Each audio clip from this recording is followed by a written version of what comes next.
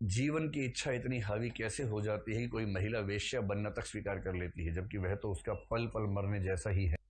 अपना अपना सोचना है भाई कि जीवन मतलब मर जाना चाहिए ऐसी स्थिति में या ऐसे विकल्पों को चुन लेना चाहिए, ये तो अपनी अपनी चॉइस का मामला है। अब मैं जो तुलना कर रहा हूँ ना, बड़ी खराब तुलना, मुझे कहते हुए खराब लग रहा है, लेकिन मैं करूंगा जरूर, ऐसा नहीं कि मैं नहीं करूंगा करूंगा जरूर, ताकि एक कंसेप्ट समझ में आए। आप लोग कंसेप्ट समझ में आना चाहिए ना।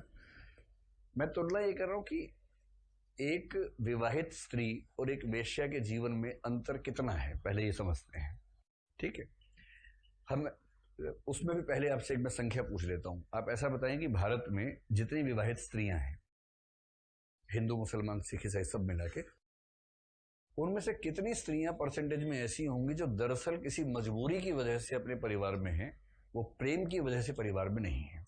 अनुमान से बताइए, ये संख्या कितनी हो सकती है? 70, 80?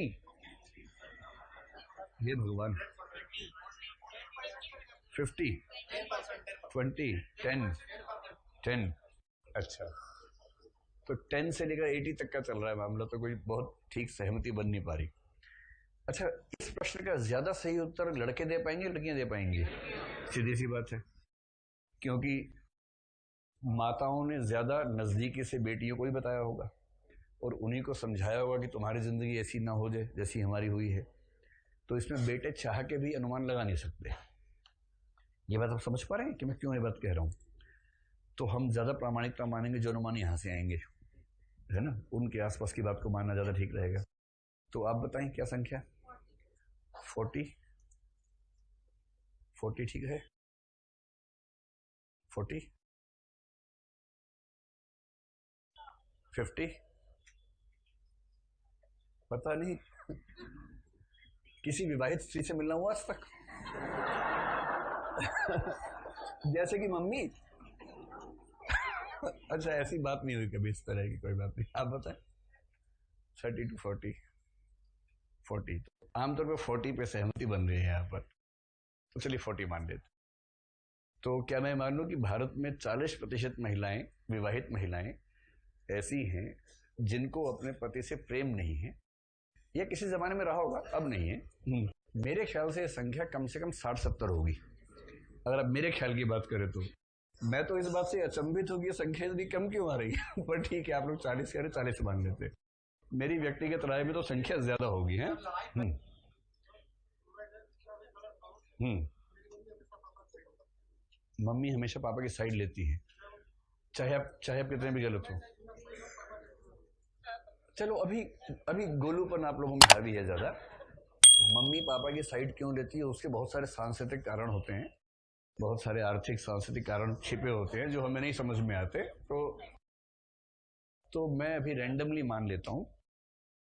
अरे 20 ही मान लो, कोई बात नहीं, ठीक है।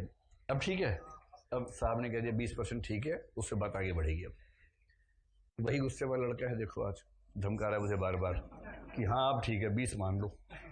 अच्छा मान लो कह रहा है, मान ले नहीं कह रहा है, ये अच्छी बात है अपने आप में। चलो 20 से शुरू करते हैं, ठीक है। अरे मजाक कर रहे हो, क्यों टेंशन ले रहे हो? तो भारत में 20% विवाहित महिलाएं ऐसी हैं जिनको अपने पति से प्रेम नहीं है, या पति को भी उनसे प्रेम नहीं है, और वो किसी मजबूरी के तहत उस घर में रहती हैं। ठीक है, तो स्वाभाविक है कि उन 20% में से लगभग 20% या कुछ कम मामलों में पति और पत्नी के बीच दैहिक संबंध भी होते ही होंगे। उन दैहिक संबंधों में प्रेम नहीं होता है।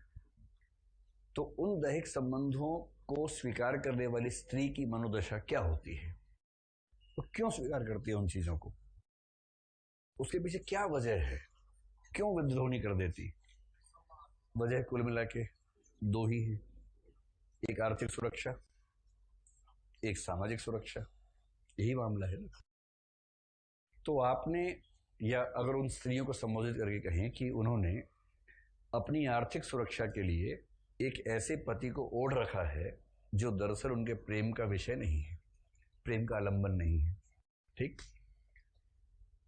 वेश्यावृत्ति में क्या होता है कि वो स्त्री एक ऐसे पुरुष से दैहिक संबंध बनाती है जिससे उसको प्रेम नहीं है, उसके बदले पैसे देती है। तो मामला दिहाड़ी और ठेकेदारी टाइप का अंतर नहीं है कि एक मामले में दिहाड़ी पे चल रहा है और एक मामले में एक ही बार में ठेका हो गया है। खराब लग रहा ना आप लोगों को? मैं समाजशास्त्र का विद्यार्थी रहा हूं और समाजशास्त्र के विद्यार्थी इन चीजों को इस तरह से देखते हैं और उससे क्या होता है कि आंखों पर पड़े बहुत सारे पर्दे हट जाते हैं। तो प्रेमहीन वैवाहिक जीवन से क्या बेहतर चॉइस ये नहीं है कि ये कहे कि भाई मैं मन का सौदा क्यों करूं, मैं केवल तन का सौदा करूंगी, और वो भी 24 घंटे क्यों करूं। अगर मुझे महीने में 1 या 2 बार सौदा करने से, समझौता करने से बाकी पूरा महीना मैं आज़ादी से जी सकती हूँ, मैं अपनी आज़ादी को पूरी तरह से गिरवी नहीं रखूंगी। जब आप समझना शुरू करेंगे सामाजिक मुद्दों को ना, तब आपको समझ में आएगा कि समाज उतनी सरल संरचना नहीं है। जैसे कुछ महान लोगों ने कहा कि जब तक विवाह व्यवस्था चलेगी तब तक वेश्यावृत्ति खत्म हो ही नहीं सकती, और विवाह व्यवस्था चलने की शर्त है कि वेश्यावृत्ति बनी रहे। अब ये गोलूपन नहीं चलेगा, वेश्यावृत्ति समाप्त करने के लिए युवाओं को आगे आना होगा। युवा ही तो आगे जा रहे हैं, तो इसीलिए तो ऐसे नहीं होता है ना। समस्याओं को, जब तक समस्याओं को गहराई से नहीं समझेंगे तब तक क्या होगा, एक खास किस्म का गोलूपन रहता है। और वो गोलूपन क्या है कि वो सड़क पे काम आता है। नारे लगाएंगे लोग, नारे लगाने वाले पीछे मिल जाएंगे, पीछे पीछे भीड़ इकट्ठी हो जाएगी, पर एक समझदार आदमी की बात हजारों नारे लगाने वालों से बेहतर है। उसकी बात को और आप इस लेवल पे समझें और बात करें, तब मजा है ना।